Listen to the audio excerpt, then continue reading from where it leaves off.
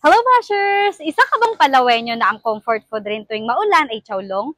If yes, panoorin mo ang video na ito at magkaroon ng konting kaalaman patungkol sa chowlong. Let me share you ng ilang information na nalaman ko patungkol dito. Today, I visited the newest branch of Rene Saigon. Ito ang kilalang authentic Vietnamese restaurant sa Puerto Princesa. Sa panayam ko kay Sir Raymond, isa sa nagmamay-ari ng restaurant na ito, ay nalaman kong sila ang kauna-unahang nagbenta ng pagkain ito dito sa Palawan. Way back 70 nga daw na nagsimulang magbenta ang kanilang mother ng noodles sa Mandaluyong at nag-close rin ito during 80s. That year din ay nag-open ng VRC or Vietnamese Refugee Center sa Palawan. Kaya naman, dito sila nagkaroon ng chance na makapunta dito. Several years na naging close camp ang VRC ay dito na nagsimulang magbenta ang kanilang mother ng noodles. Naging sub-food culture ito, kaya naman dumami na ang nagbebenta nito hanggang sa ngayon na tinatawag na chowlong. Pero alam niyo ba kung ano ang tamang tawag dito?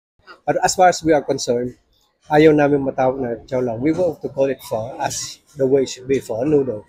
Pho is the national dish of Vietnam, which is a rice noodle soup. At maraming variant doon. Merong beef, pork, chicken, at kung ano-ano pa. But what we started and become famous for initially is yung beef stew. Yeah. So going back to your question, kung totoo ba? Yes.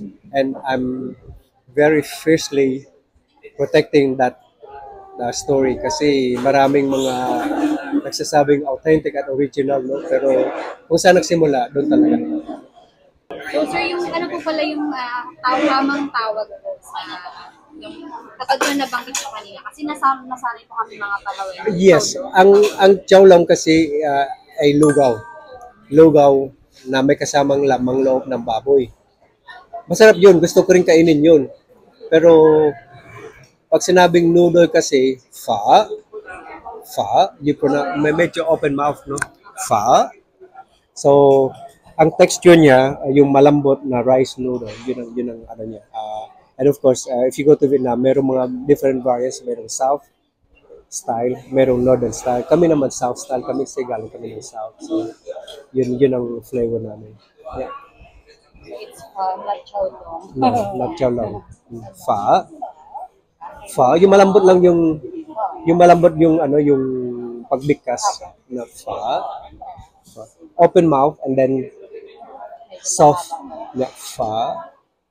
Alam niyo rin ba na galing pang Vietnam ang ilan sa mga ingredients na ginagamit nila dito? Kaya naman, hindi nakakapagtaka kung bakit sinasabi ng ilan na kapag kumain ka raw rito, ay para ka na rin kumain ng pho sa Vietnam. Para sa akin na first time makakain dito sa Rene Saigon, ay talagang kakaiba ang pho nila dito compare sa mga una kong natikman. Ilan pa sa mga natikman ko rito ay spring roll, French bread, bun, at hibiscus tea. This branch of Rene Saigon ay tinatawag nilang signature branch. If you want to try their bestsellers, this is the place you should visit. They are open from 11 a.m. to 9 p.m. except on Monday. It is located at Libis Road, Barangay San Pedro, Puerto Princesa City, Palawan. So guys, puntahan nyo na. Yun lang. Bye!